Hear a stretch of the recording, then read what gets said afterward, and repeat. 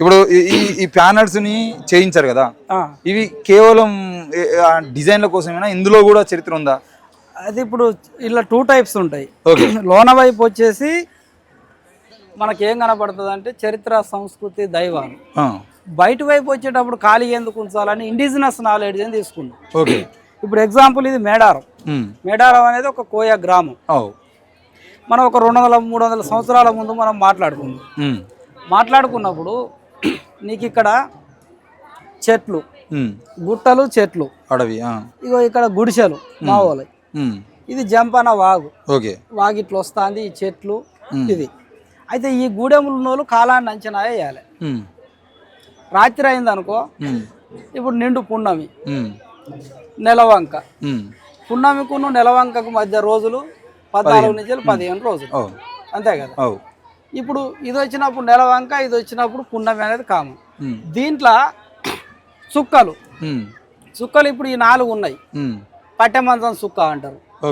ఆ పట్టెమంచం సుక్క ఇటు వచ్చిందంటే మనం ఇటు పక్క పోవాలి, ఒక గూడెం నుంచి ఒక గూడెంకు పోవాలి. పట్టెమంచం సుక్క వచ్చిందంటే 12 అవుతుంది, 1 అవుతుంది అని అట్లా. ఇలా నడిజాం సుక్క ఉంటుంది, అది కరెక్ట్ ఇక్కడికి వచ్చిందంటే మధ్యరాత్రి అవుతుంది. ఇప్పుడు అంటే ఇట్లా టైం చూస్తే 12, మరి అప్పుడేంది ఇట్లా వచ్చిందంటే 12 నడిజాం సుక్క. ఇంకో సుక్క ఉంటది ఇక్కడ, ఇటువైపే ఉంటది సందకాడ సుక్క, అంటే ఇక తెల్లారుతుంది, తెల్లడిజాం సుక్క. ఇంకోటి ఈ సుక్క ఉన్నది, ఇదేంటంటే మన పొద్దు పోయేటప్పుడు సందకాడానికి ఇట్లా కనపడతా ఉంటుంది. ఆ సందకాడ సుక్క అంటే పొద్దు పోతుంది. తెల్లడిజాం సుక్క ఇగో తెల్లారగా అట్లా వచ్చింది. నడిజాం సుక్క ఇగో రాత్రి వచ్చింది. ఇక అత్త కోడలు ఇద్దరు ఉంటారు, ఇద్దరు అత్త కోడలు ఒక దగ్గర ఉంటారు అంటే అత్త కోడల సుక్క. సీపురు సుక్క అని ఒకటి వస్తుంది, ఇల్లు ఉంటది సీపురు సుక్క, ఇది అదే అనుకుంటా. సీపురు సుక్క వచ్చిందంటే 7 సంవత్సరాలు కరువు వస్తుంది. ఆ సుక్క వచ్చిందంటే 7 సంవత్సరాల దాకా వర్షాలు చక్కగా పడాయి. ఇటువంటివి అంటే రాత్రిపూట ఆకాశంలో ఉన్న నక్షత్రాలు, పున్నమి, దీని నుంచి కూడా ప్రకృతిని అంచనా చేసిండు మా వాళ్ళు. ఇప్పుడు దీనికి పున్నమి రోజు, నెలవంక రోజున ప్రకృతిలో చెట్లు ఉంటాయి. ఒక కాయ గాయాలంటే ముందుగా మొగ్గేయాలి కదా. మొగ్గేయాలనుకున్నప్పుడు ఈ చీకటికి నెలవంకకి ఎత్తే ఈ పున్నమి నాటికి అది పువ్వు అవుతుంది. మళ్ళా చీకటి నాటికి అది పిండి అవుతుంది చిన్నగా. మళ్ళా పున్నమి నాటికి పండు అవుతుంది. ప్రకృతి రిలేషన్ ఇన్ని రకాలుగా ఒక విలేజ్ అనేది నైట్ టైం ఇట్లా బేస్ అయి ఉంటది అన్నట్టు. ఇండిజినస్ నాలెడ్జ్ తోని బేస్ అయి ఉంటది. ఎర్ర పొద్దు, చిలకల మురుగుతాడు, పొద్దు పోతా ఉంటది. పగటీలి అంటే ఇట్లా అప్పటి పేర్లు వేరే ఉండేది అన్నట్టు. పగటీలని, సందకాడ సుక్క అని, లేకుంటే అంబటేల అని, అంబాలాగే చిన్న అంబటేల అని. అంటే ఈ 24 గంటల కాలాన్ని 12 గంటలు రాత్రి నక్షత్రాలతో కొలితే మళ్ళా పొద్దుగాల 12 గంటలు సూర్యుడు మార్పులను బట్టి కొలిసేదన్న. అంటే ఆ యొక్క ఇండిజినస్ నాలెడ్జ్ ప్రకారం మా కోయలు జీవించారు అనేది ఈ ప్యానల్ చెప్తుంది. దీనికి రిలేషన్ ఉంటుంది. ఇక్కడనే సైన్స్ కొను కోయ జ్ఞానానికి ఇక్కడ పోటీ పడుతుంది. ఇప్పుడు అంటారు కదా, ఏమంటారు, కోయోలు అనాగరికులు. 200 రకాల రీజన్లు చెప్తారు మా వాళ్ళు. వర్షం వస్తుందా, తుఫాన్ వస్తుందా, ఏ కాలంలో వస్తుంది వర్షం, ఒకవేళ వర్షం వస్తే ఏ కాలంలో వస్తుంది, ఏ పిట్ట మురుగుతో వస్తుంది, ఏ జంతువు గాబరపడితే వస్తుంది అనేది 200 రకాల రీజన్లు మా వాళ్ళు చెప్తారు. మా వాళ్ళకి అసలు వాతావరణ శాఖతో సంబంధమే లేదు. నీకు అండమాన్ లో ఒక 2004లో సునామీ వచ్చినప్పుడు చెన్నై మునిగింది, విశాఖపట్నం మునిగింది, ముంబై మునిగింది. అండమాన్ లో ఉన్న జారవాళ్ళు ఒక్కరు కూడా చచ్చిపోలే, తిరిగి వచ్చి మళ్ళీ చేపలు తిన్నారు. అంటే ప్రకృతి జ్ఞానం. ఒక రకమైన పిట్టొచ్చి కూసిందంటే అది కూసిన 24 గంటల లోపు మనం కొండలెక్కిపోవాలి. ఆ పక్షి కూసినాక కూడా అక్కడనే ఉన్నామంటే మన జాతి అంతరిస్తుందని జనరేషన్ టు జనరేషన్ చెప్పుకుంటూ వచ్చేది. ఇప్పుడు స్వస్తికి ఎట్లయితే వేసిండ్రు అట్లని. ఆ పిట్ట గుయ్యంగానే మా వాళ్ళు ఇట్లా అన్నారు, ఇది ఎప్పుడు రాలేదు, ఫస్ట్సారి వస్తుంది అంటే. సముద్రంకి చూస్తే సముద్రం నల్ల రంగు అవుతుంది, చేపలు ఎగిరి పడతాయి, జలప్రలయం వస్తుందని పైకి వెళ్ళిపోయిండ్రు. పోత పొక్కలు దొరికిపోయిండ్రు. 24 గంటల తర్వాత వచ్చేవరకు ముంబై మునిగింది, విశాఖపట్నం మునిగింది, చెన్నై మునిగింది, చచ్చిపోయేలు, బిల్డింగులు కూలినాయి. మా వాళ్ళు మాత్రం మంచిగా చేపల కూర వండుకొని తిన్నారు. తిరిగి వచ్చే వరకు పొక్కలలో చేపలు ఉన్నాయి. BBC ఇంటర్వ్యూ అది. అది ఇండిజినస్ నాలెడ్జ్ అంటే. వాళ్ళని వాళ్ళ అనాగరికులు చేశారు కదా. ఈ ప్యానల్లో చెప్తాను, మా వాళ్ళు రోహిణి కార్తెల వ్యవసాయం చేయాలి. నాగలు పట్టుకున్నారు ఇద్దరు, గుట్టి పట్టుకున్నది ఇద్దరు కలిసి వ్యవసాయం చేయాలి. మరి వర్షం ఎప్పుడు పడుతుంది? రోహిణి కార్తెల ఇగో కాకి పుల్ల పట్టుకొని ఎలుగు మీదకి వస్తుంది. ఎలుగు మీద నుంచి చెట్టు మీదకి పోయిందంటే గూడు పెడుతుంది. గూడు ఎందుకు పెడుతుంది అంటే తన పిల్లలు గుడ్లు పెడుతుంది. వర్షం నుంచి వర్షం వచ్చేది కాకి తెలుస్తుంది. వాడికి అవసరం లేదు కదా, వాతావరణ శాఖలు లెక్కలు అవసరం లేదు. ఈ కాకి తెలుస్తుంది కదా, కాకి ఏం చేస్తుంది? పుల్లని పట్టిందంటే పోయి గూడు పెడతా ఉంటుంది. రోహిణిలా అంటే మే నెల 25 నుంచి వెళ్ళి జూన్ మృగశిల 10వ తారీఖు వరకు ఇది గూడు పెడుతుంది. అప్పుడు ఇది పుల్లని పడుతుంది. మధ్యలో పట్టింది అనుకో పుల్లని, వర్షాలు ఆగస్టు నుంచి అట్లుంటాయి. చివరికి పట్టింది అనుకో ఇక ఆగస్టు లాస్ట్ పోతాయి. ఈ కాకి మొదట పట్టింది అనుకో ఇక నీకు మళ్ళీ జూన్ నుంచే వర్షాలు స్టార్ట్ అన్నట్టు. ఇక ఏది మృగశిల అయిపోయిందంటే వర్షాలు కొడతానే ఉంటాయి. ఇప్పుడు ఈ కాకి నెగ్లెన్సీ దీనికి తెలుసు, వేసిన పెడదాంలే అంటే ఈడ పడుతుంది. మధ్యలో అంటే అరే ఒత్తట్టున్నాయి అంటది, ఈడంటే గాబర పెడతా ఉంటది, తొందరగా వస్తాయి కదా. ఈ కాకి నెగ్లెన్సీని బట్టి వర్షం ఎప్పుడు వస్తుందో మా వాళ్ళు చెప్తారు. ఇప్పుడు అక్కడ నీకు సూర్యుడు ఉన్నాడు, సూర్యుని చుట్టూ ఇట్లా ఒకటి ఉన్నది, దాని సూర్యునికి గుడి కట్టుడు అంటారు, అర్ధ గుడి కట్టుడు అంటారు. ఆ సూర్యునికి కనుక గుడి దూరం కట్టింది అనుకో వర్షాలు ఒక 3 నుంచి 4 రోజుల లోపల వర్షం వస్తుంది. దగ్గర కట్టింది అనుకో ఇక ఒక కార్తీక వర్షం రాదు, ఇక 15 రోజుల దాకా వర్షం రాదు. రాత్రి పూట చంద్రుని కూడా గుడి కడుతుంది.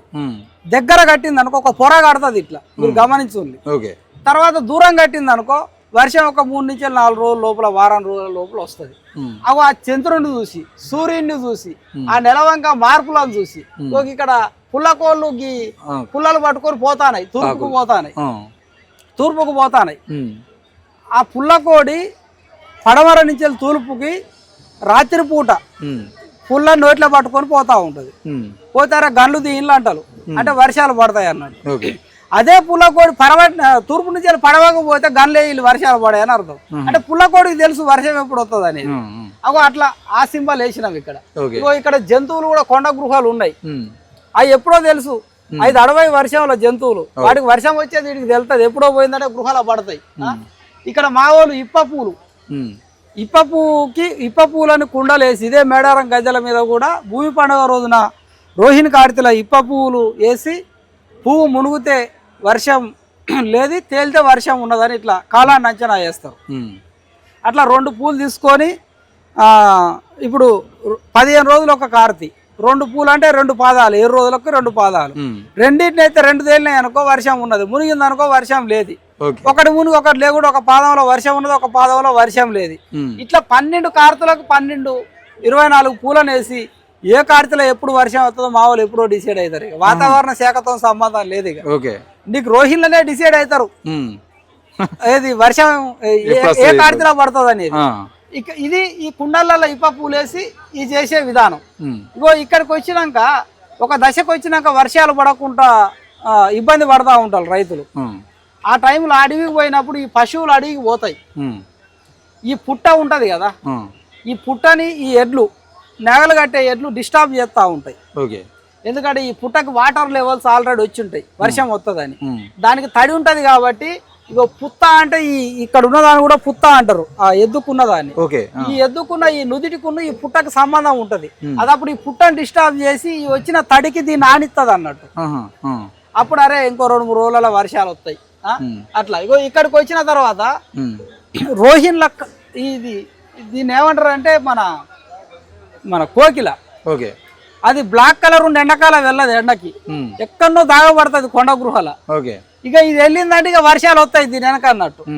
ఇది వచ్చిందంటే ఈ రావి చెట్టుకో మర్రి చెట్టుకో ఈ కొనలకి ఈ గ్రౌండ్ లెవెల్ వాటర్ వచ్చి ఉంటాయి కదా ఇక్కడ కింద వచ్చి చెట్టు ఎప్పుడో పీల్చుకొని ఈ చెట్టు నుంచి వెళ్ళి కొసకు వచ్చి ఉంటాయి కదా, తీయకుంటాయని ఇక వచ్చిందంటే వీటిని దాక్కుంటా కూతా ఉంటది. ఇక ఎందుకంటే ఇక నా టైం వచ్చింది, ఇక వెనకాల గుహలు ఉన్నాయి, ఇప్పుడు మొత్తం తిరుగుడే అని దీని ఆనందంతో ఈ నీళ్ళు తాగుతా ఉంటాయి. కోకిల బయటికి వెళ్ళిందంటే ఇక వర్షాలు వస్తాయి, ఎందుకంటే ఆల్రెడీ భూమికి జానాడు దూరానికి గ్రౌండ్ లెవెల్ వాటర్ వచ్చినాయి, వర్షాలు వస్తాయని ఇట్లా అంచనా చేస్తారు. నెమళ్ళు కూసినా వర్షం వస్తుంది, జింకలు సాయంత్రం కూసినా వర్షం వస్తుంది. ఈ నక్క కూడా ఊల పెడుతుంది, ఊల పెడుతుంది వర్షం వస్తుంది. ఇగో ఇక్కడ ఈ చేపలు ఇది ఎంత సైంటిఫిక్ అంటే ఫస్ట్ వర్షానికి చేప జిమ్మలు ఎక్కిపోతూ ఉంటాయి పైకి పైకి అప్పుడు ఈ జిమ్మని పట్టినప్పుడు చూస్తే ఇంత పొడుగు జిమ్మకి పూర్తిగా రెడ్ కలర్ ఉన్నది అనుకో బొత్తకి ఇట్లా ఈ బొత్తకి ఇట్లా ఉంటది ఉండేది వర్షాలు పూర్తిగా ఉంటాయి సగానికే ఉంటే నడిమంతరంగా వర్షాలు ఒడిచిపోతాయి చేపను బట్టి కూడా చెప్తారు మా వాళ్ళు అరిద్ర పురుగులేలా వర్షం వస్తుంది ఇగో ఇక్కడ జంగబిల్లి ఈ జంగబిల్లి ఏం చేస్తుంది అంటే పిల్లల్ని మోస్తుంది తెల్లారుగా అట్లా మూలుగుతుంది బాగా మూలిగింది అనుకో తుఫాన్లు ఉన్నాయి అన్నట్టు వర్షాలు తుఫాన్లు కూడా అంచనా చేస్తారు ఎందుకంటే తుఫాన్ వస్తుంది నా పిల్లలకి రక్షణ ఉంటుందో ఉండదో తడతాయి కాదు అని అది గాబర పడతా ఉంటది తెల్లారుగా అట్లా జంగబిల్లి మునుగుతుంది అంటే ఇక మా వాళ్ళంతా చదువుకుంటారు ఇక తుఫాన్లు ఉన్నాయని ఇగో ఈ చీమలు ఈ లోతట్టు ప్రాంతాల నుంచి ఆహారాన్ని మోసుకొని ఈ పైకి పోతా ఉంటాయి ఎందుకంటే తుఫాన్లు వచ్చినప్పుడు మొత్తం తడిచేది ఉంటే ఇటు ఆహారం గుడ్లు చచ్చిపోతాయి కదా కాబట్టి అవి 3 రోజుల ముందే సీమల దార పోతా ఉంటది ఇక ఎటు పోతుంది ఎత్తు ప్రాంతాలకి చెట్టు తొర్రలకి పోతుందంటే ఇక 4-5 రోజులు తుఫాను ఉన్నదని అర్థం ఇంకో ఇన్ని రకాలుగా వర్షాల్ని అంచనా వేస్తారు ఇక్కడ ఆకాశం ఇగో వర్షం పడుతుంది ఇగో ఇన్ని రకాలుగా ప్రకృతిని అంచనా వేసుకుంటా వ్యవసాయ విధానాలు ఆ ప్రకృతిలో ఎట్లా బతకాలనే ఒక ఇండిజినస్ నాలెడ్జ్ని ఇలా మేము 10 చెప్పినాం 200 రకాలు చెప్తారు మా వాళ్ళు చెట్టు ఆకు రాలేదాన్ని బట్టి కలరు మారేదాన్ని బట్టి గాలి వీసేదాన్ని బట్టి ఆకాశంలో కర్రెగున్నా తెల్లగున్నా ఎర్రగున్నా అన్ని రకాలుగా ఒక 200 రకాల రీజన్స్ చెప్తారు దీని మీద కూడా మా సెంటర్ రీసెర్చ్ చేసింది కాబట్టి బయట సైడ్ మనం ఎందుకు వదిలిపెట్టాలి మన జ్ఞానాన్ని మన పూర్వీకులు జనరేషన్ టు జనరేషన్ తీసుకుంటూ వచ్చిండ్రు మేము రీసెర్చ్ చేయకుంటుండేది ఉంటే వాళ్ళు తెలిసేదా చేసినాం కాబట్టి మాకు తెలిసింది తెలిసిన జ్ఞానం అన్ని ఇక్కడ ఉండి పుస్తకంలో రాసేది ఉంటే భవిష్యత్ తరాలకు ఏమంటుంది ఇగో ఇట్లుండే నాట కోయలు ఇగో ఇట్లుండే నాట వీళ్ళ జ్ఞానం అనేది తెలుస్తుంది కాబట్టి ఆడ విలేజ్ నేచర్ ని మ్యాప్ని తీసుకుంటా మేడారాన్ని ఆ మేడారం గ్రామంలో ప్రకృతిని ఎట్లా అంచనా చేస్తారు కోయలు అనే దాన్ని ఇగో ఈ ప్యానెల్లో చూపెట్టినాయి ఇగో ఇటనే 41 ప్యానెల్లు ఉంటాయి 41 ప్యానెళ్లలో ప్రతిదీ మనం సైంటిఫిక్ రీజన్ తోనే పెట్టినాం ఎక్కడ కూడా వేరే బొమ్మలు పెట్టలేదు ఓకేనా థ్యాంక్ యూ ఓకేనే థ్యాంక్ యూ